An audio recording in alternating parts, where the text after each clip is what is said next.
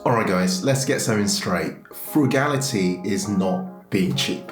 Nope, we actually love to enjoy ourselves. Frugality is all about being more efficient and economical with your money in order to achieve your short-term and your long-term goals. Cheapness, on the other hand, is what happens when your drive to be both economical and efficient with your money starts to have negative consequences on your life, such as impacting on your mental well-being, your health, and possibly even your friendships. 100%. And we came across a powerful proverb that speaks to this, and it goes, "He who buys what he does not need steals from himself."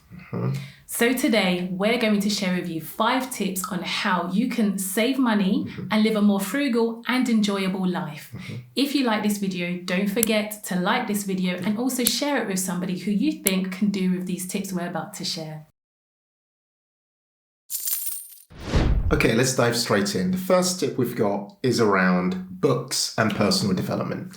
If you're like us, we love reading. We really actually enjoy reading, and we order books, at least one book every single week to our home. Books and magazines, we've allocated £40 to that, as in, I've said before, Ken is literally ordering a book every week. I think it's even 2 books a week. Literally, there isn't a day that goes by that we don't get books coming through the post. So Amazon Prime has been, they've been raking it in quite recently.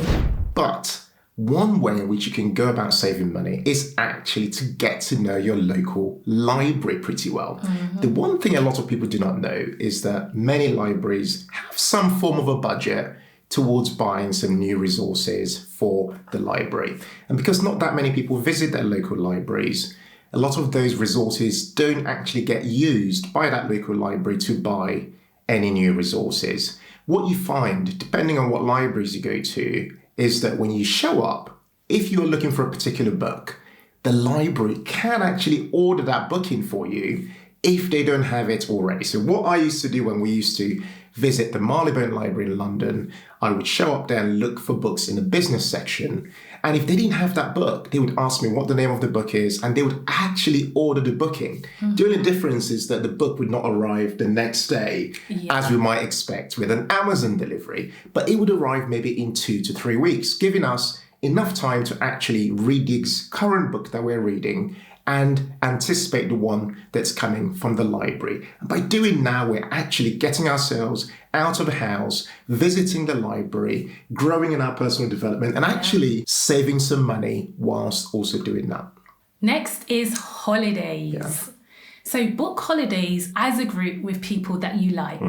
So holidays are all about the quality of the people that you go with and also where you choose to go. And what better if you save money in the process too. And if you can save money as part of that process, then even better. One tip for saving money and living more frugally is to holiday with others. This could be a staycation or a holiday abroad. We're actually doing this ourselves with our siblings for our annual holiday. We're all coming together and we're going on a group trip.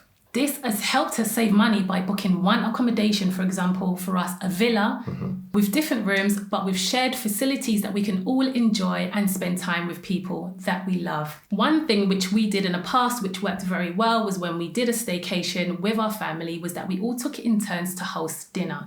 So, for example, we stayed at the location for about 7 days, and each day we took it in turns to host. So for the other 3 days, we then had the choice to either make food in our villa or to go out and eat. So that's something that you can do. It's quite nice where you can all come together and take it in turns to host. Okay, so our third tip is related to clothing. And our tip here is to create a capsule wardrobe. So more recently, Mary and I have been spending a lot of time decluttering our lives.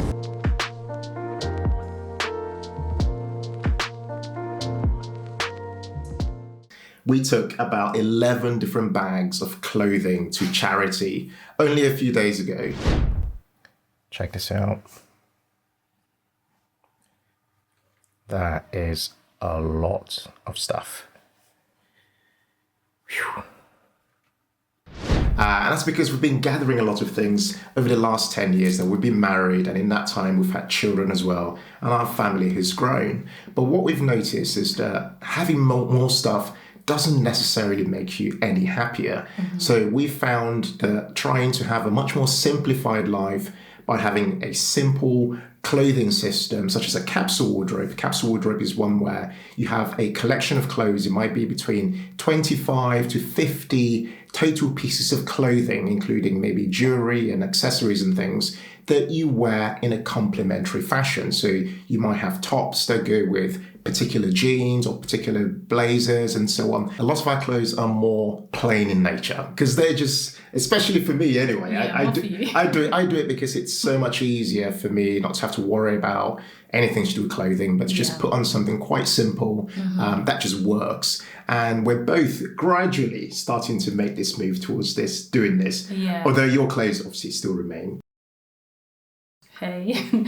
But yeah, totally agree with Ken, and also quality over quantity. So our clothes are becoming a lot more complementary and a lot simpler. We're holding fewer units of clothing, but at the same time, we're holding bits of clothing that actually work with other clothes so that we just don't have this need to constantly have to accumulate new things in our lives.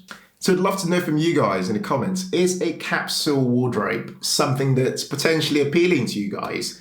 Have you got any form of clothing system that's helping you to simplify your life whilst also, in a beneficial way, saving money? Let us know in the comments below. Okay, so tip number 4 is online shopping. So guys, we've all been there before. You signed up to be on the mailing list so that you can get 10% off your first purchase from an online clothing store. And now you've conveniently received an email on your payday and you're told to spend your hard-earned cash because you deserve it. So you find yourself adding all of these clothing items to the basket, items that you didn't think of purchasing before, but now you've been alerted to the fact you're like, oh yeah, you're right, I do need to treat myself. Well, a tip that we have, which has worked well for us, is to add those items to a wish list. Don't buy it on that day, save it on that wish list and refer back to it in, say, a week or two, once you've actually decided whether you actually need it or not, and it's not just impulse buying. And this also relates to Amazon one click. Happens a lot. It happens, it's just so easy and convenient to buy these items. So putting things on a wish list definitely helps you to make a more informed decision and get rid of things that you don't actually need. Agree.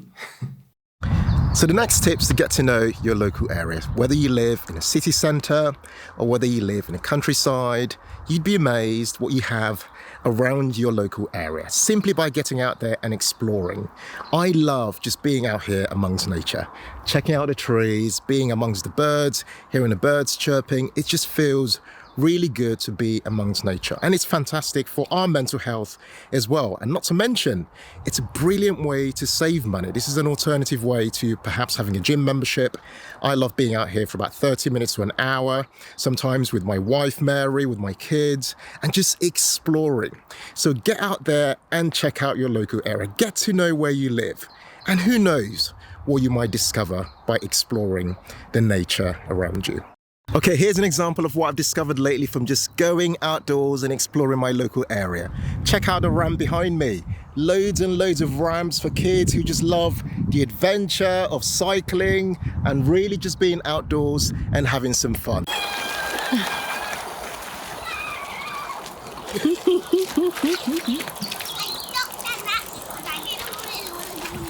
Oh, you could have gone that way as well. Oh yeah, I want to try that. Go, Josh. Yeah, go on then.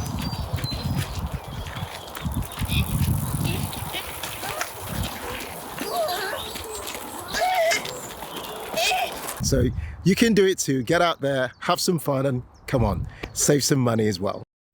So guys, what tips do you have for living more frugally whilst still enjoying a good quality of life? Let us know in the comments below. It will be good for us to all share ideas as a community so that we can help each other out. Don't forget guys, you really enjoyed today's video. We'd really love it if you just hit that like button and support us here at The Humble Penny by subscribing to our channel.